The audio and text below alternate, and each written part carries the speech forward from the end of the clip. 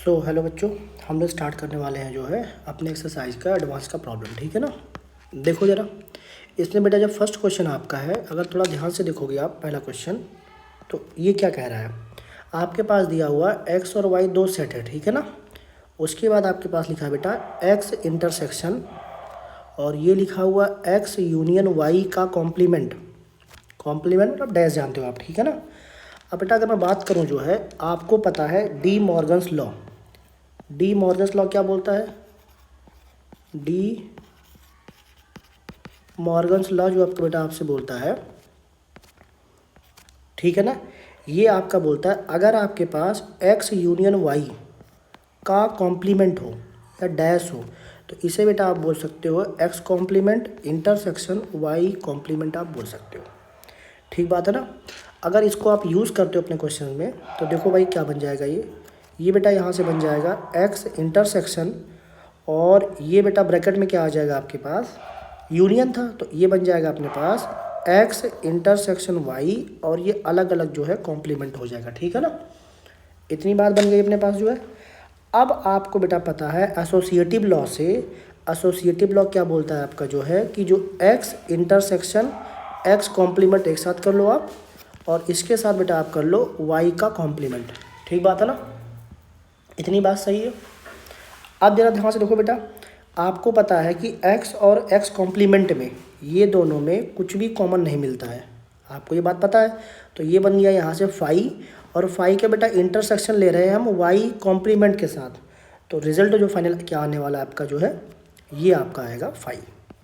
ठीक है ना। तो यहाँ से आपका सी ऑप्शन करेक्ट हो रहा है। आई होप ये बात आपको पूरी तरीके से बढ़िया से क्लियर है। ठीक है ना।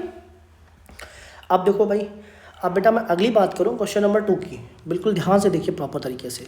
क्वेश्चन नंबर 2 में क्या लिखा है बेटा आपके पास। क्वेश्चन नंबर 2 में आपके पास ए में देखो एलिमेंट क्या दिया हुआ है। ए में बेटा एलिमेंट दिया अपने पास 1 2 3 4, और ये लिया है 5। अगर ध्यान से देखोगे बेटा ना, तो एन में अपने पास ए में अपने पास नंबर ऑफ एलिमेंट कितने हो रहे हैं, 5 हो रहे हैं। ठीक है ना।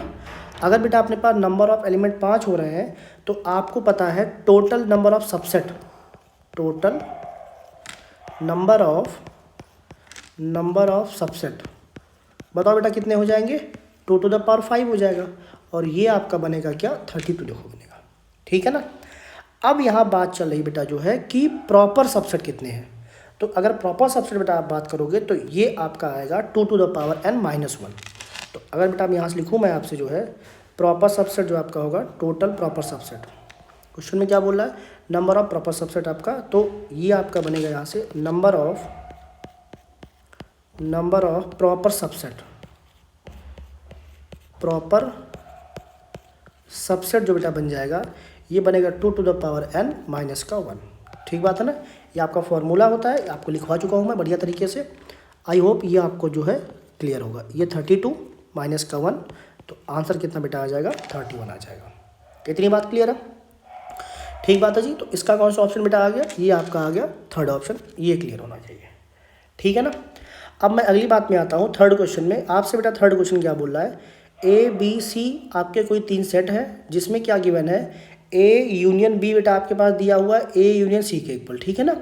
और ए इंटरसेक्शन बी क्या दिया हुआ है, देखो यहाँ से क्या लिखा हुआ है, ए यूनियन बी क्या दिया गया है, ए यूनियन सी के इक्वल दिया गया, और इसका इंटरसेक्शन क्या दिया गया बेटा आपका जो है, इंटरसेक्शन के इक्वल दिया हुआ है। ठीक है ना। तो देखो भाई, अगर बेटा आप स्टार्टिंग से बिल्कुल बात करें, तो ध्यान से देखना आप। ठीक है ना, क्या क्या बातें इसके अंदर हो सकती हैं। हम जो है थर्ड सवाल की बात कर रहे हैं, क्वेश्चन नंबर 3। देखो साहब, थर्ड क्वेश्चन बेटा, इसमें अगर मैं बिल्कुल स्टार्टिंग पॉइंट से बोलूँ ना, बिल्कुल ध्यान से आप देखना। आपके पास क्या लिखा हुआ है, एक आइडेंटिटी होती है कि बी को आप कैसे लिख सकते हो। देखो जरा, बी बेटा जो आपका होता है, ये आपका बी के साथ इंटरसेक्शन ले लो, किसका भाई, ए यूनियन बी का। सही बात है, इसमें कोई बुरा नहीं मानेगा। ठीक है ना। अब जरा ध्यान से देखना, अगर बेटा मैं बात करूँ यहाँ से कि आपके पास गिवन क्या है, आपके पास गिवन था कि साहब ए यूनियन बी जो आपका है, ये आपका ए यूनियन सी के इक्वल है। इतनी बात गिवन था।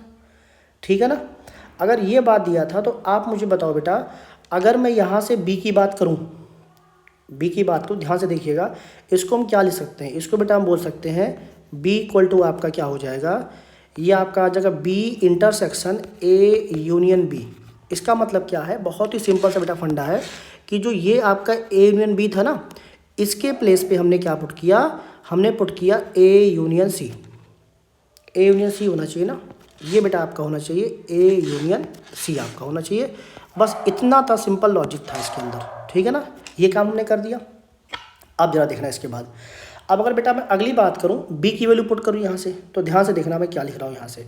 अगर मैं b इक्वल टू दोबारा से लिखूं और यहाँ बेटा अपने क्या कर रहे हैं, डिस्ट्रीब्यूटिव लॉ लगा रहे हैं, तो b का जब a के साथ करोगे ना तो ये हो जाएगा b इंटरसेक्शन ए बन जाएगा, और ये आपका बेटा यूनियन आ जाएगा तो ये बन जाएगा b इंटरसेक्शन देखो c बन जाएगा। ठीक बात है ना। इसे हम बना देते इक्वेशन नंबर पहला बना देते थोड़ी देर के लिए, ठीक है ना।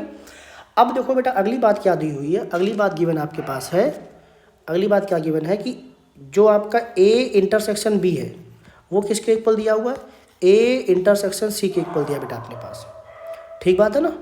तो b, अच्छा आप एक बात और जानते हो बेटा, आप एक बात और जानते हो, जो a इंटरसेक्शन b होता है वो आपका b इंटरसेक्शन a के इक्वल होता है, ये भी आपको पता है। तो यहाँ पे जो लिखा हुआ ना b इंटरसेक्शन a, इसको हम बेटा जानते हैं कि ये क्या लिखा हुआ है, ये लिखा हुआ है a इंटरसेक्शन b लिखा हुआ है।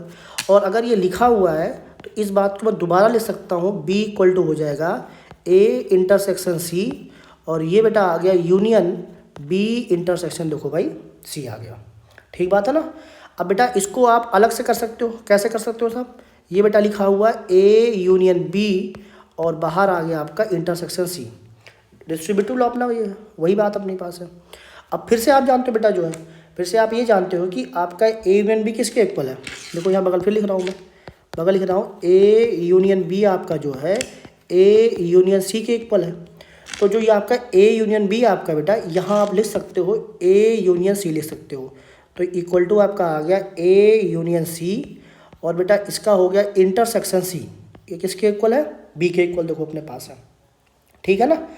अच्छा थोड़ा सा बात और सुनना जरा, अगर मैं बेटा थोड़ी सी बात आपसे और करूँ हल्की सी जो है, तो चलो यही कर लेता हूँ थोड़ा सा और मैं, ध्यान से देखना आप। अगर आपसे पूछा जाए कि आप ये बता दो, चलो ये कलर यूज़ करता हूँ मैं, कि जो आपका सी होता है बेटा, सी बताओ किसके इक्वल होता है, क्या ये आपका ए यूनियन सी और इंटरसेक्शन सी के इक्वल होता है।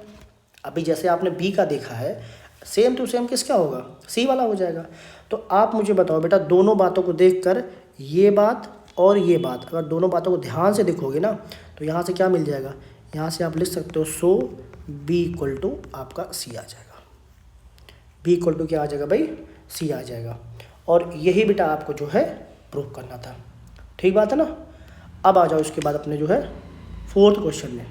फोर्थ क्वेश्चन बेटा आराम से पढ़ लो जरा, जब थोड़ा सा क्वेश्चन फोर्थ पढ़ोगे ना तो आपको दिखेगा कि ये बहुत ही बेसिक लेवल का सवाल बेटा है, बहुत ही बेसिक। क्या मतलब, आप देखो क्या लिखा हुआ है, सेट ए और बी में अपने पास 3 और 6 एलिमेंट, कितने एलिमेंट अपने पास है, 3 और 6 एलिमेंट है। ठीक है ना।